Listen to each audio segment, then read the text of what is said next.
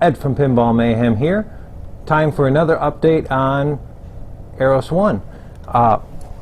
Just finished cleaning and waxing the playfield. So as you can see, nice and shiny. I put all new rubber bands on, rubber rings. I removed rubber bands from over here. I couldn't find a good chart online, and I have a whole bunch of them, so I'm not going to buy a kit, unfortunately. Sorry for you kit manufacturers, but what I ended up doing was I went with the standard 5/16 on these here, and here. This was a little iffy. Some of them had this band coming around, some of them had a little one. I like this shape because less chance, more angles, so the ball won't get stuck here. So let's see if I can remember what I put on last night. 3.5 on each of these. I went 4-inch here, and originally I believe it went back, but I wanted to go 4-inch because then it gets a little bit away from these bulbs. 1.25 inch, 1.5 inch, 3/4, 3/4, and I just realized that's on upside down.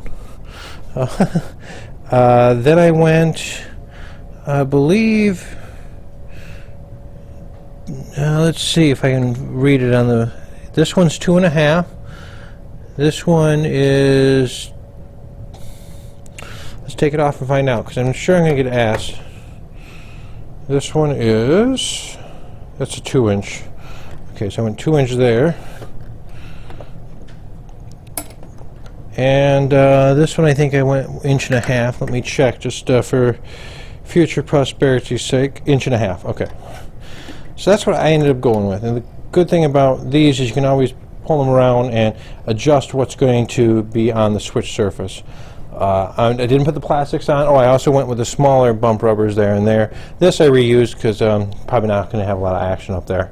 But I wanted to show you some of the past before I ended up putting the plastics on, because the plastics go over this area, so this is pretty much covered. So you got this nice horseshoe, and then this is covered on the side. Let's see if I got the right side. It has kind of more of a seam, so you can see it looks like it's 2 pockets, but actually there's a connection here all the way down. So if you shoot this up, this can go around. If you shoot it this way, it can go down, or a weak shot will go back down. I think that's kind of cool. And you do have a gate here. For plastics, I got the 2 slingshots and the 2 big plastics and the apron. I'm going to replace the 2 light bulbs down here still. I wanted to show you, one thing I like to do before I go any further is make sure all the light bulbs work, and make sure you don't do anything wrong, like accidentally put this on backwards. So yeah, this plastic side should be on here, where the rubber should be between these two to allow the ball to slip through. So yeah, I got to fix that mistake. But notice all the lights light up. I believe the slingshots are controlled or separate. I don't know why these aren't lighting up, but the cool part is I want to get the apron and these big plastics on. Right now I don't see any reason why I can't do that. A little bit of a weak, there we go. So at least I can get those off the bench. These small ones I can just put on the side until I get it working. Same with the pop bumper caps. I'm going to just leave those off until everything's working, because those are easy to install and not in the way. One thing, bottom side, you can kind of get a little bit better view of it. Another thing, I'm just going to grab the camera here, move it all around. You'll love that. So here's a little bit of close-up of the bottom side. You can see all the everything marked pretty cool. I don't think it's going to need a lot of work. Everything seems to be in pretty clean, good shape.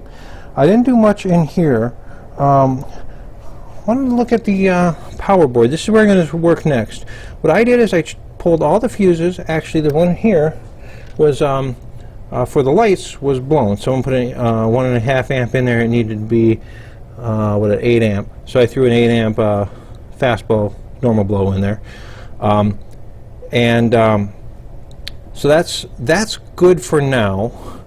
That's the 5-volt power supply. It's reading wrong. I'm going to replace it. It's really 4 connections, so it's really simple. And 2 of them are screwed on, and the other 2 I'm going to have to cut. So the 2 I have to cut are my AC. The 2 I screw on is my 5-volt. So I'm just going to mark which one's which, take a measurement before I take it off, and be good. I have my board out. After I get the 5-volt done, then I'm going to pay some attention to the board. I want to see the lights, and you can actually see there's a little light here above the coin door. that illuminates it from the bottom, so you can see the coin door. So that's pretty cool. Got my flipper buttons all in, and let me move around here. You can see the coin door is lit up. You can see that light coming down, which is a cool effect in a dark cocktail lounge, which is what this is designed around, to be able to show. So that's kind of where the cabinet is sitting. My next step is to try to get it to play.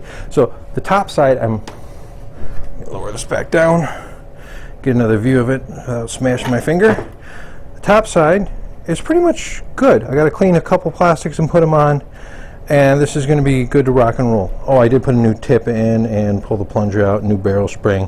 Always do new barrel springs. Because this is bronze on metal, I might need just a little bit of oil in there, but I'll see if I need it based on how much power is required for the shorter playfield. Top side, I'm real happy. This shined up real nice. Let's get a kind of a closer look. The silver popped, that smoke on there, it must have had smoke residue. It just made everything look dull and kind of boring. Now, I was kind of not impressed by the art on this. Now you see the green really pops, which is really cool. So I can't wait to clean up the plastics. Let's look over at our board again. Doing some reading online. I am going to I'm ordering capacitors for another project. These two big electrolyticals, I'm going to replace those two right away, and go from there. These three chips are custom, and they don't make them anymore, so I'm hoping they're good.